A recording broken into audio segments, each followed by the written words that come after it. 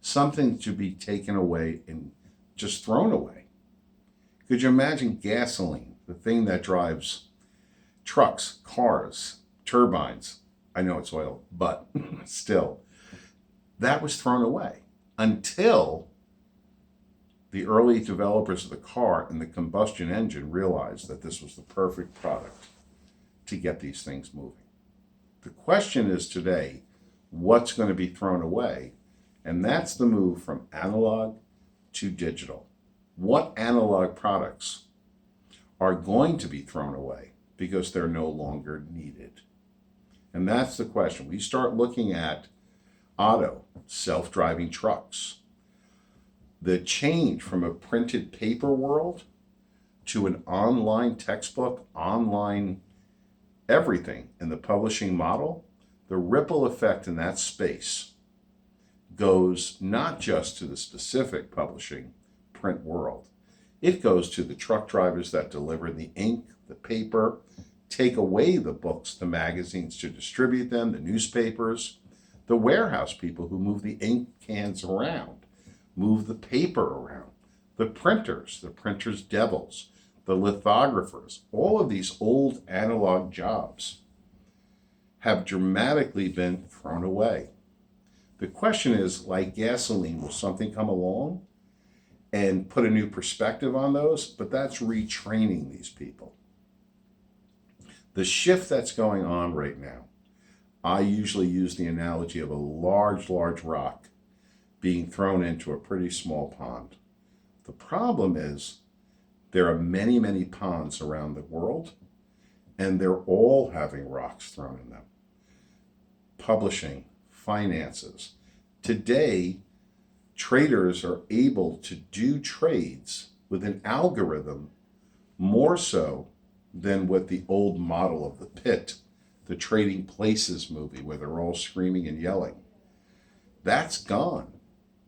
The new stockbrokers, the new influx of people into this area of the investment and finance houses are not the old-time stockbrokers. They're people who understand algorithms. So you have exchange, which gives you access to stock prices, nanoseconds as the market swings. So companies who have certain hardware and access are able to make market buys or sells based on just the movement of the market before the normal individual, a human, can actually see it and react. So we're talking about shifts in the marketplace. We're talking about what went away, what stayed, or what came out new. This is Joseph Schumpeter's creative destruction theory. And this is the main effect behind all of this. As a new thing comes up, buggy whip goes away, car comes in, what changes occur in the marketplace?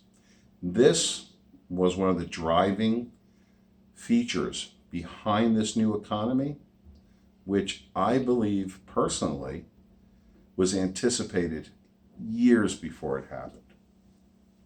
If you read As We May Think by Vannevar Bush, the first director of the National Science Foundation, published in 1945, July, The Atlantic, you will see him talking about waterless printers, cameras so small that they fit in a pair of glasses, a terminal, a screen, a television-like device where you walk up to it with a keyboard like a typewriter, and you can access all of the books in the world. The ability to compress all of those books into what he termed then one microfiche, basically a USB drive or the cloud. All of these things he saw, and he was in charge originally of the Enigma code during World War II, the breaking of the Enigma code during World War II, along obviously with England and Alan Turing. Turing is someone every school child in the world should know of. If it wasn't for people like Alan Turing, there would be no digital space.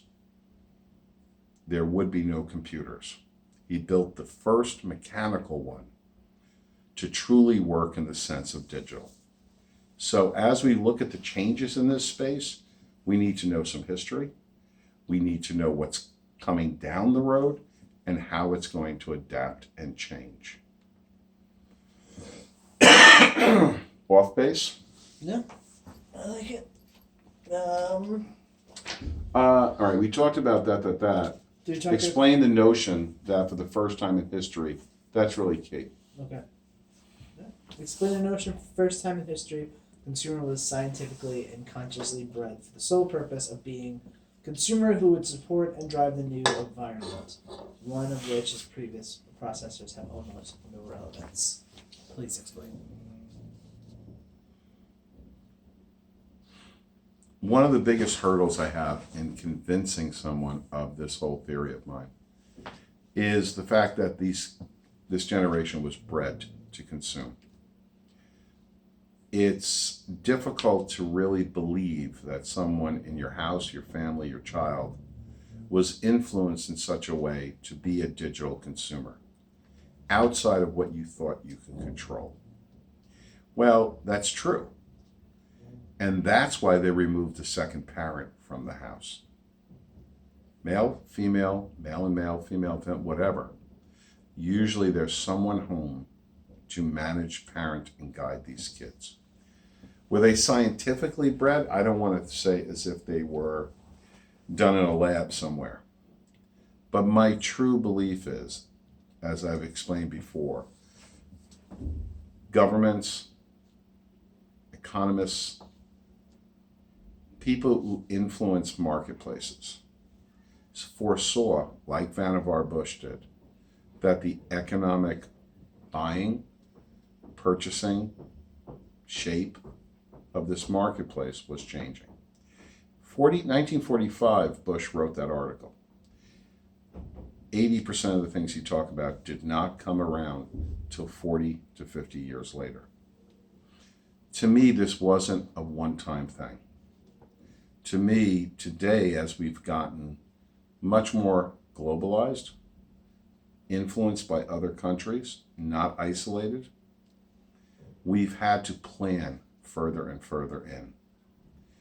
I personally believe at these summits like G8 and G20, they realized that the consumer was not alive yet. The question I love to ask people in my age bracket is, or younger, maybe parents who are 35 or 45 or 50, do you truly think you consume as much digital content as your child does? The 10, 15, maybe 20-year-old. And they always say absolutely not. Do you think you knew about certain things that were available online, certain Amazon sales, any of this, before your kid did? Before that young person in your house did? Well, the question is, how come they're so savvy? They're savvy because this is the space they kind of were forced into. If you look at any kind of daycare or any home care or any parenting style today, the pressure that's put on parents is relieved through the kids. Honey, just play your video game for a while. Leave me alone. I have to get dinner ready. I have to get the wash done. Dad has to go take care of the finances or put out the garbage or do the laundry or make dinner. We're very busy because we're trying to make up for time, because both of us are out of the house 60 hours a week. So why did that happen? Goes to the scientific reference. Were they made in a lab? No. Were three things come together: marketplace manipulation, abusive use of technologies, and a lack of governance came together to form this? I still believe that to be true. I want to take this apart piece by piece, and that's kind of what this documentary is about. Not convincing people what I said is true, but putting as many people in front of a camera to say it's not. And that's research. That's critical thinking. That's peer review.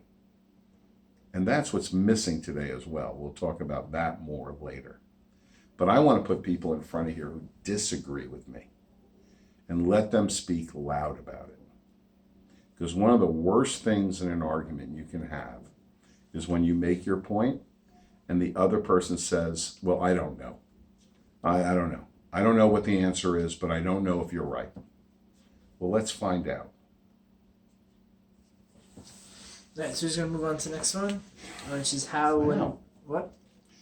I'm liking this now. Did you not like it before? I felt strange before, but now I really think that I'm talking to something. I like it. I think we got. It's just. I think we have a little bit more of a guide